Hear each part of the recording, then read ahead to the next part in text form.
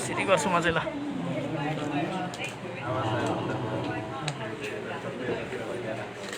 साथीहरुको mobile चाहिँ साइलेन्टमा राखौं कानमा कुकुर आएको मजा आउँछ त्यो तपाईँ लाउन बाहिर हो गाडी भाइ कुर्सी उठाइदिनु हुन्छ नि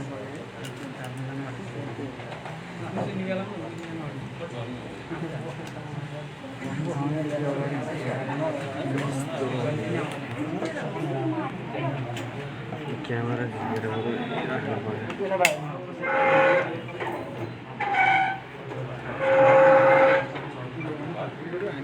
अलि यता गइदिनु है तपाईँ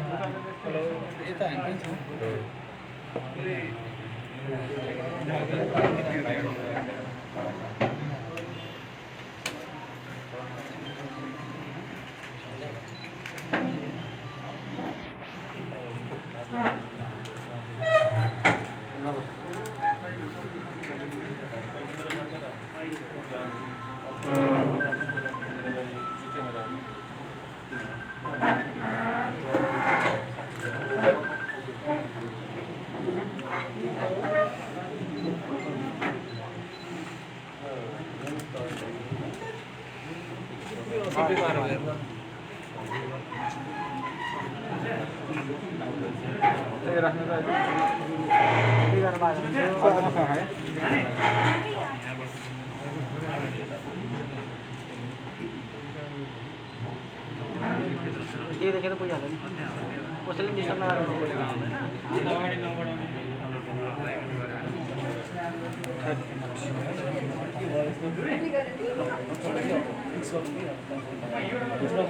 बड़े बड़े दिखे यार बढ़िया है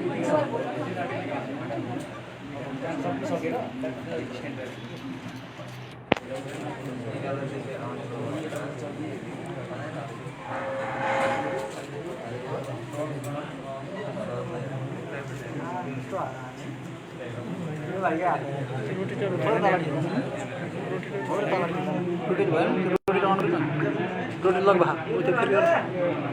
अब रोटी कर घुमा तो कैमरा चल नीचे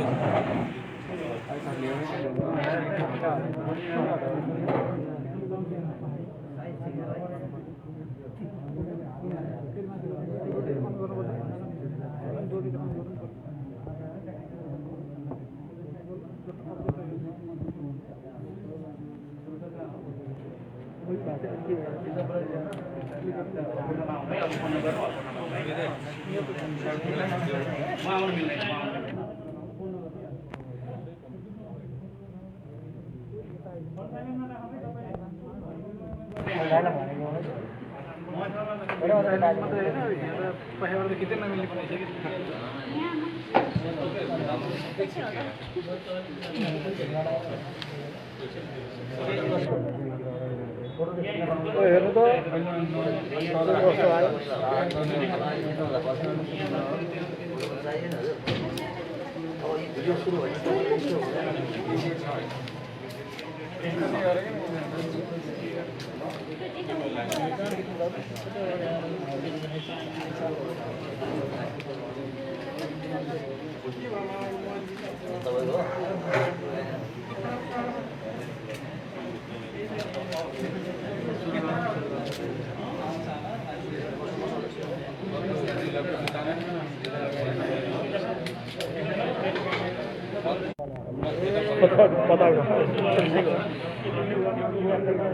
मैले चाहिँ स्ट्यान्ड पाएँ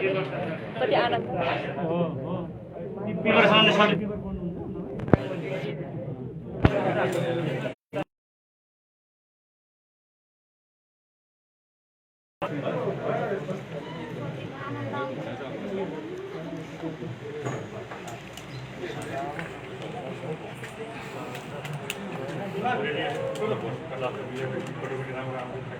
यसो यहाँ राख्छु क्यामेरा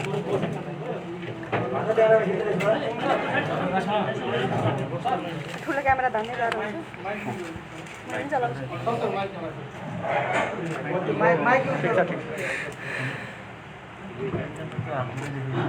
हेलो हाम्रो यस जिल्ला प्रहरी कार्यालय चितवनले आयोजना गरेको यस पत्रकार भेटघाट कार्यक्रममा यहाँहरू आइदिनुभयो। यहाँहरूलाई सर्वप्रथम म हार्दिक स्वागत गर्न चाहन्छु। हामीसँग आज विशेष यहाँहरूसँग सार्वजनिक गर्नुपर्ने दुईवटा केसहरू छन्। पहिलो हिजो मात्रै साउन 7 गते भरतपुर महानगरपालिका 17 स्थित एउटा नहरमा एउटा लास फेला परेको र त्यो लासमा चाहिँ उसको टाउकोमा गोली प्रहार भएर मृत अवस्थामा फेला परेको अवस्थामा संदिग्ध एउटा चाहिँ घटनाको विषयमा छ भने अर्को सुजिता भण्डारी जुन अहिले लामो समयदेखि अलिक प्रतीक्षारत पनि छ त्यस विषयमा पनि आज हामी यहाँहरूले केही जानकारी गराउँछौँ। पहिलो घटना रह्यो यो 7 गते गोली हानी हत्या भएको घटना सम्बन्धमा हिजो मात्रै हामीले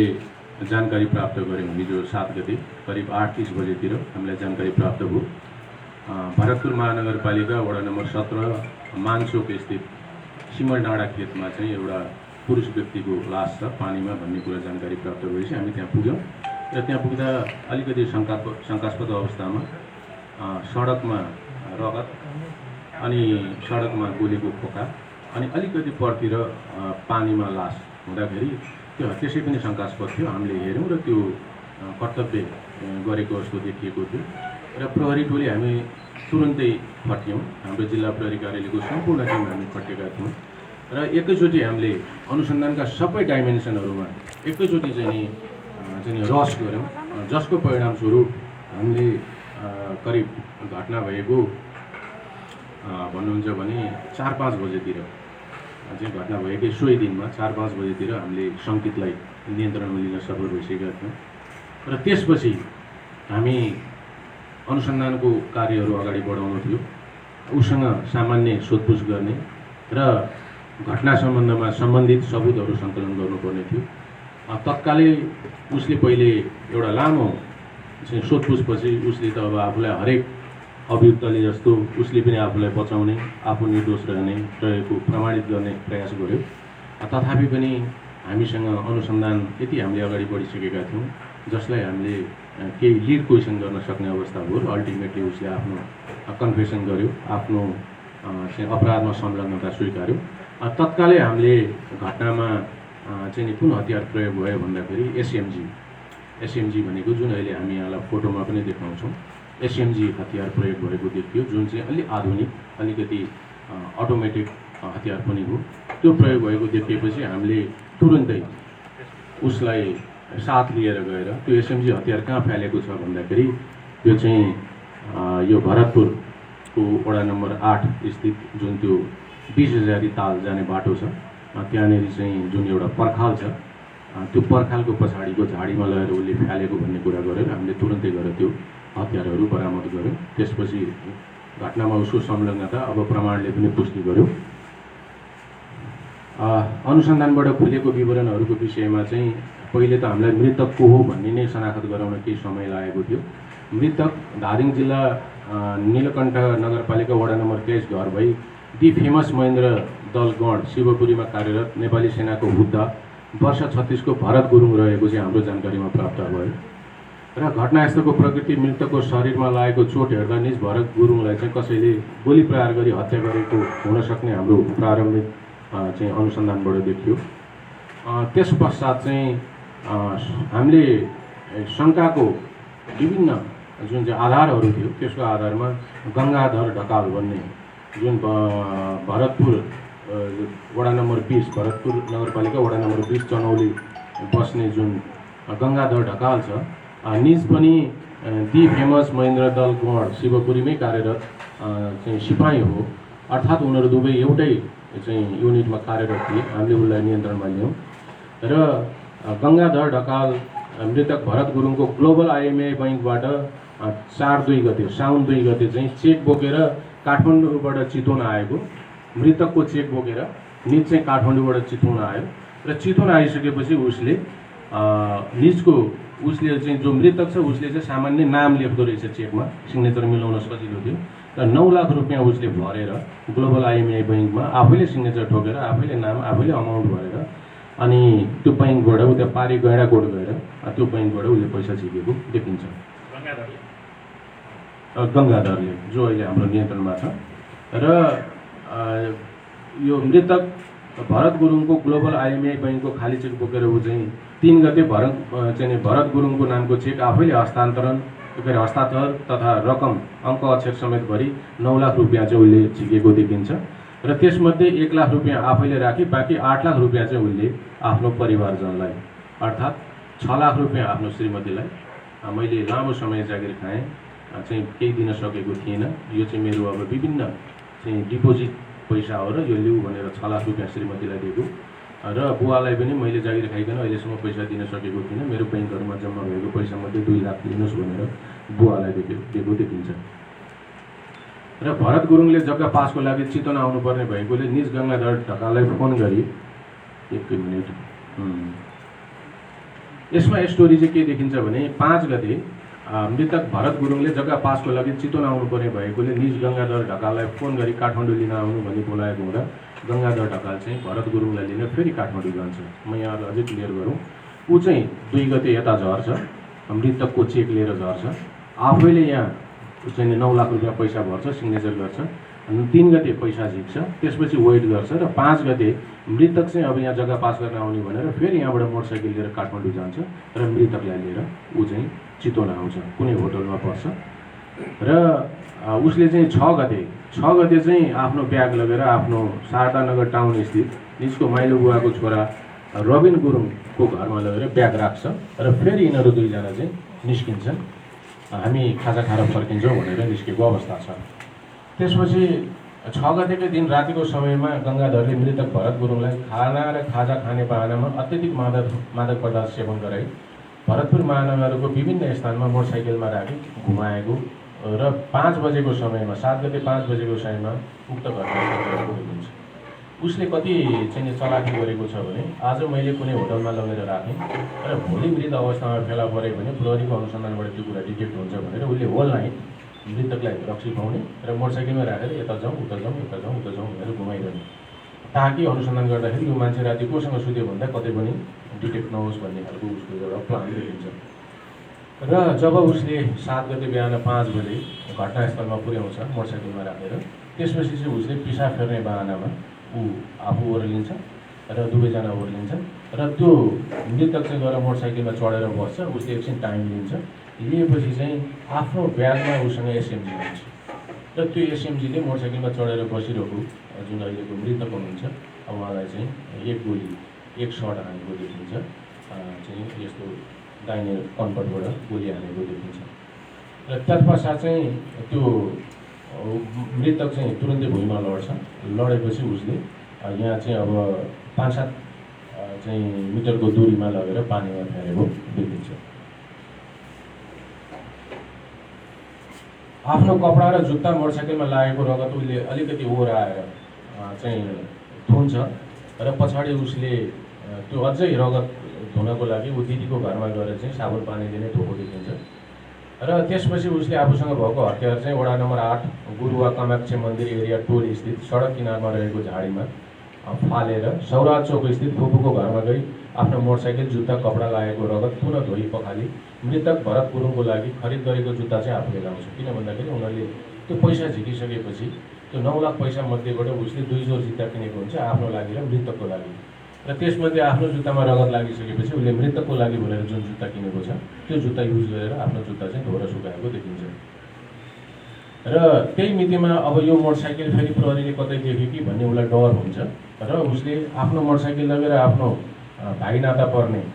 जुन यो हुन्डाई कार सोरुममा काम गर्ने एकजना मेकानिक हुनुहुन्छ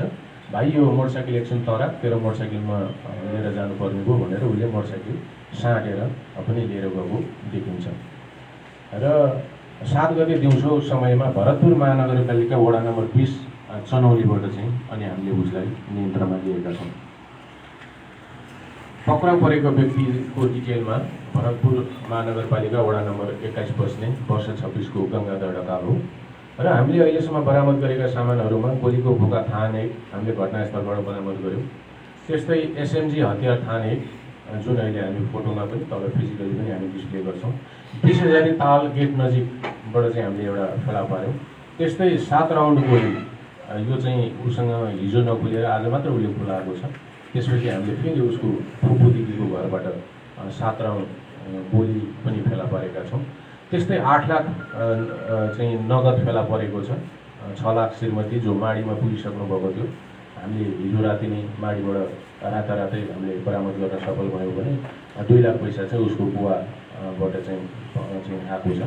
त्यस्तै वारदातमा प्रयोग भएको एउटा मोटरसाइकल छ, त्यो चाहिँ निजले भाइलाई दिएको र भाइको मोटरसाइकल आफूले क्राइम गरिसकेपछि झुक्याउनलाई त्यो गरेर देखिन्छ। हामीले त्यो पनि बरामद गरेका छौँ। त्यस्तै निजको दिदीको घर सौरा चोकटाँडीबाट चाहिँ वारदातमा प्रयोग भएको जुन एसएमजी बोक्ने झोला छ त्यो पनि हामीले बरामद गरेका छौँ। त्यस्तै उसले लगाएको जुत्ता 1 जोड र ऊ आफू पनि नेपाली सेना भएको हुनाले त्यो कम्ब्याट चुस्ता 1 पनि बरामद भएको छ। त्यही चुस्ताको खल्तीबाट हामीले गोली पनि बरामद गर्न सफल भएका हौँ। र अब उसलाई कानुनी कारबाही के हुन्छ भन्ने विषयमा हाम्रो कानुनी व्यवस्था चाहिँ मुलुकी अपराध संहिता 2074 परिच्छेद 12 को ज्यान सम्बन्धी कसुर अन्तर्गत दफा 177 मा जन्म कैद समेत हुन सक्ने व्यवस्था रहेको कुरा म यहाँलाई जानकारी गराउन चाहन्छु। र यो घटनाको विषयमा हामीले घटना भएको चाहिँ धेरै समय बिहान 8:30 बजे हामीले थाहा पायौँ र करिब 3-4 बजेतिर हामीले सङ्घीयलाई नियन्त्रणमा लिन पनि सफल भइसकेका थियौँ। र त्यसमा हामीले हाम्रो ज्ञान क्षमता योग्यता बरकतले भ्याएसम्मका अनुसन्धानका सबै टुलहरूलाई एकैचोटि प्रयोग गरेका थियौँ। र हाम्रो एउटा यहाँको जुन एउटा यहाँले देखिरहनु भएको छ यो कम्पिटेन्ट टिम छ, जुन मेरो यो जुन टिम छ असाध्यै चाहिँ योग्यता क्षमता भन्दा साथसाथै जोस जाँगर भएको यो टिमको सफलताले चाहिँ यो टिमको निर्माणले चाहिँ त्यो केस हामी सफल चाहिँ त्यो अभियुक्तलाई समाउन सफल भयौँ। र अर्को अब यहाँहरूले अलिकति चासो राख्नुभएको हुँदैन यो फौजदारी यो चाहिँ केस भएको हुनाले यो नेपाल प्रहरीले नै अनुसन्धान गर्छ। भला उहाँहरूको आफ्नो आन्तरिक कुरा उहाँहरूले आफ्नो अनुसन्धान गर्नुहुन्छ, तर यो चाहिँ नेपाल प्रहरीले नै अनुसन्धान गर्छ। एउटै पोस्टमा कार्यरत, एउटै ठाउँमा कार्यरत, एकजना हवलदार भयो, एकजना सिपाही भयो अहिलेसम्मको अनुसन्धानबाट। तर अहिले हामी एकदम अनुसन्धानको एकदम प्रारम्भिक इभेन हामी बरामदको चरण अझै चलिरहेछ, मान्छे लिएर हामी बरामदमा गइरहेछौँ। त्यसो भएको हुनाले चाहिँ अहिले हामी प्रारम्भिकमा छौँ र अहिले हामी धेरै कुरामा अहिले हामी जान सक्ने अवस्था छैन। यो अलि सर्वाधिक चासोको भएको हुनाले हामीले तुरन्तै सार्वजनिक गर्छौँ। होइन, अर्को कुनै व्यक्तिसँग छ, तर उसले चाहिँ उहाँ लोकल भएको हुनाले खाने आउने बस्ने व्यवस्था उसले मिलाएको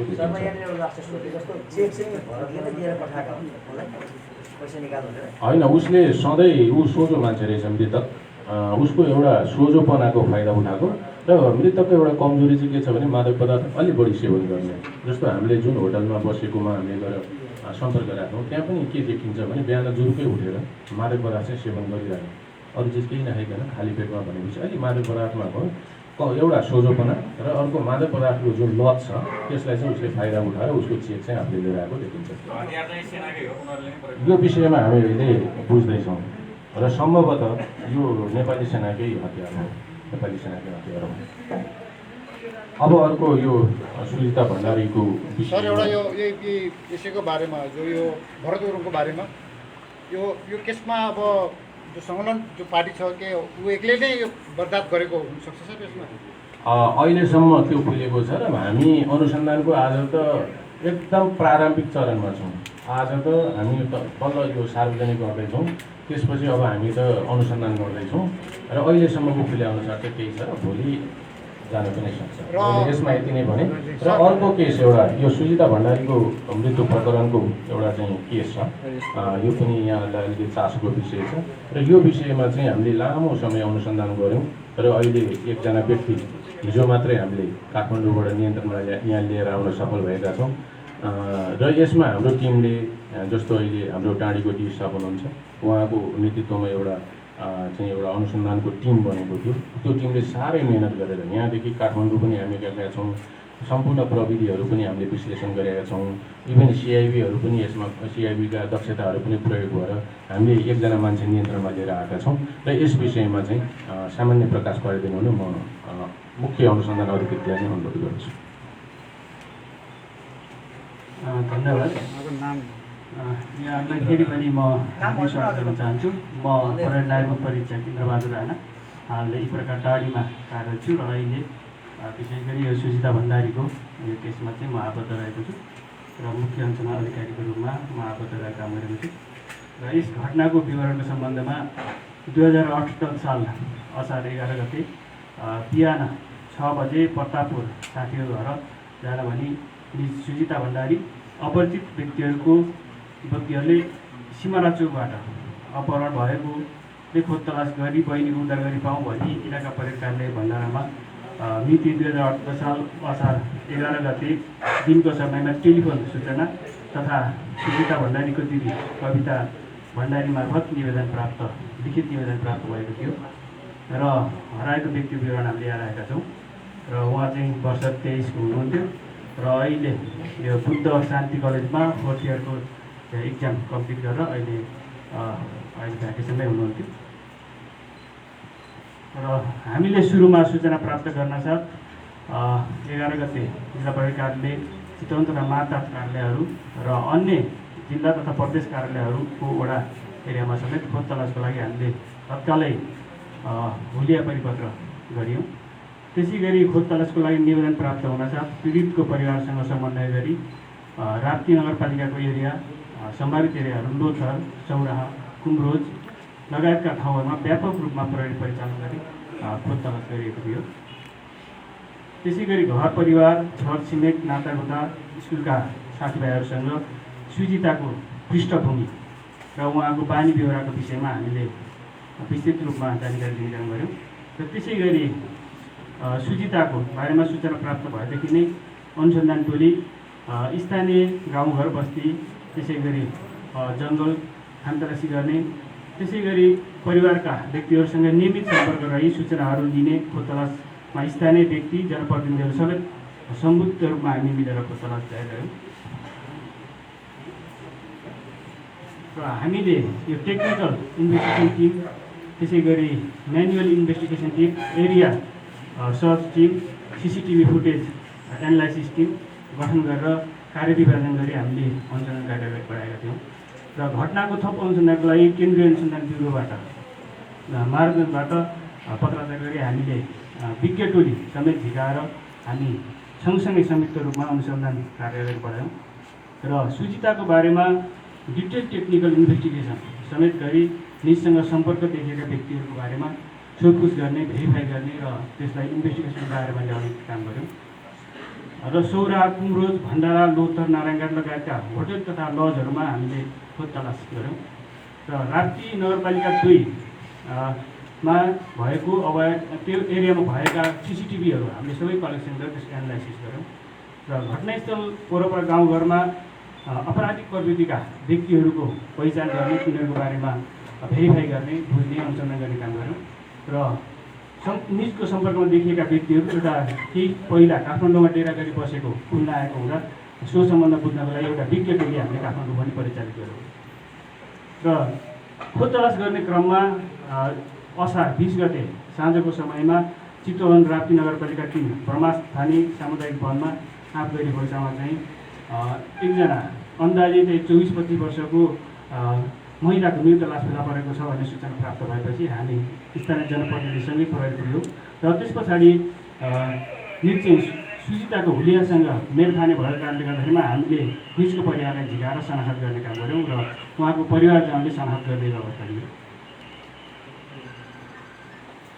र त्यसै गरी अब बेलुकीको समय भइसकेको कारणले हामीले घटनास्थलका कामहरू त्यो बेला गर्न भएनौँ र हामीले घटनास्थल सुरक्षा गर्नको लागि हामीले त्यहाँ स्थानीय व्यक्तिहरू र प्रहरी अधिकृतको टोली रातभरि सुरक्षा दिइराख्यौँ र भोलिपल्ट 21 गते बिहान बागमती प्रदेश प्रहरी कार्यालयबाट तालिम प्राप्त कुकुर र डाक्टर विशेषज्ञ डाक्टर सहितको टोली लाचार मुसुल्का र घटनास्थल मुसुल्काको लागि हामी त्यहाँ सम्पूर्ण कार्य सम्पन्न गऱ्यौँ र घटनास्थलबाट सबुत प्रमाणहरूको रूपमा हामीले माउन्टेन ड्युको बोतलमा विषाद जस्तो गन्ध आएको सेतो तरल पदार्थ, मोबाइलको ब्याट्री र फाइबरको झोला चेतिएको अवस्थामा हामीले बरामद गरेर ल्यायौँ। र मृतक सुजिता भण्डारीको आमा अम्बिका भण्डारीले मिति 2078 साल असार 21 गते जारी दिइसकेपछि हामीले अनुसन्धान थप अगाडि बढाउने कार्य गऱ्यौँ र 21 गते नै मृत सबलाई हामीले अझै व्यवस्थित हिसाबले अझै विज्ञ टोलीबाट पोस्टमार्टम गर्नको लागि हामीले नेपालमा उपलब्ध उच्च प्रविधिको प्रयोग गर्ने मनसायले हामीले त्रिभुवन विश्वविद्यालय शिक्षण अस्पताल मार्गले हामीले सबलाई पोस्टमार्टमको लागि पठायौँ र घटनास्थलमा अझै पनि सबुत प्रमाणहरू हुन सक्छन् भन्ने हिसाबले दोस्रो दिन पनि अधिकृतको टोली हामीले फेरि पुनः घटनास्थल खोजतलास गर्ने क्रममा हामीले दोस्रो दिन मोबाइल सुजिताले प्रयोग गर्ने मोबाइल बरामद गर्न सफल भयौँ र हामीले सुजिताले प्रयोग गर्ने मोबाइल र सो मोबाइल प्रयोग गर्ने 8 GB को मेमोरी कार्डलाई हामीले इन्भेस्टिगेसनको लागि डिजिटल फोरेन्सिक ल्याब काठमाडौँ नक्सामा पठायौँ र 23 गते मृतकको सब परीक्षण गर्दा निकालेको भिसेरा हामीले थप परीक्षणको लागि राष्ट्रिय विद्युत विज्ञान प्रयोगशाला कुमालधारमा पठायौँ र सुजिता भण्डारी र सचिन भन्ने सुखदेव भण्डारी बिचको सम्बन्ध हाम्रो अनुसन्धानले एकजना विशेष व्यक्तिसित चाहिँ सुजिताको एउटा विशेष सम्बन्ध हाम्रो अनुसन्धानले पत्ता लगाएको छ र त्यो सम्बन्धमा सुखदेव भण्डारी र सुजिता भण्डारीको सम्बन्ध चाहिँ दाजुबहिनी, वास्तवमा उनीहरू दाजुबहिनी हुन्, काकाको छोरा र काकाको छोरी पर्छ र उनीहरूको सम्बन्ध चाहिँ दाजुबहिनीको मात्र सीमित नरही शङ्कास्पद देखिएको भने पारिवारिक सदस्यले समेत मौखिक रूपमा चेतावनी दिएको अनुसन्धानबाट खुलेको छ। त्यसै गरी सुखदेव भण्डारी र सुजिता भण्डारी काठमाडौँ गई केही समय दिदीकोमा बसिसके पश्चात सुखदेव भण्डारीलाई तुरुन्त कोटा खोज्न दबाब दिई निज सुखदेव भण्डारीसँग सँगै बसेको देखिन्छ र लामो समयको एकअर्काप्रतिको आकर्षण पश्चात सुजिताले सुखदेवलाई विवाह गर्न दबाब दिएको र सामाजिक तथा नैतिक कठिनाइले गर्दा सम्भव भएसम्म विदेश जाने र सो सम्भव नभए एक आपसमा अपहरणको बहाना बनाई कसैले थाहा नपाउने ठाउँमा गई बस्ने योजना बनाएको पनि अनुसन्धानलाई खुलेको छ। र यहाँ चाहिँ त्यसै गरी 78 साल असार 9 गते सुजिताले सचिनलाई विवाह गर्न प्रस्ताव गरेकोमा सोही विषयलाई लिएर विवाद भएको र सो क्रममा सुजिताले विवाह नगर्ने भए ल्याएको छ र त्यसपछि यी दुईजना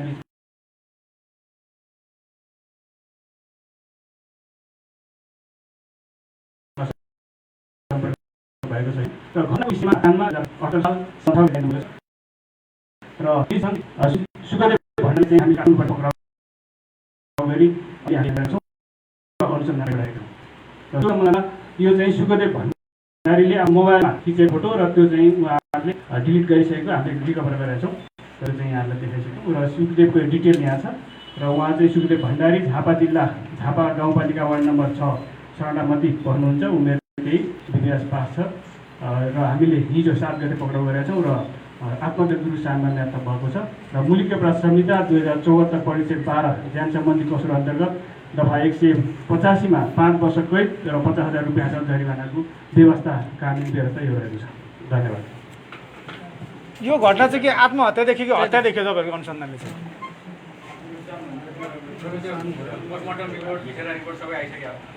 छैन, त्यो हामी वेटमा छौँ। सायद अब 1-2 दिनमै त्यो रिकभर हुन्छ। अहिलेसम्मको जुन हामीले सङ्केत मान्छेलाई ल्याएका छौँ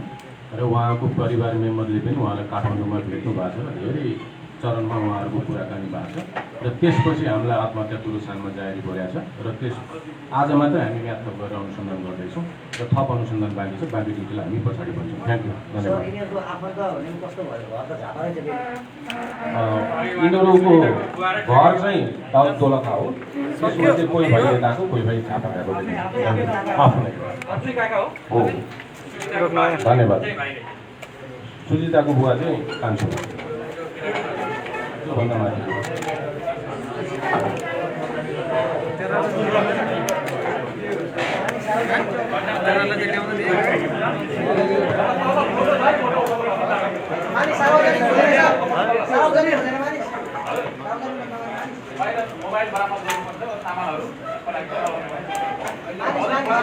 फोटो मैसँग छ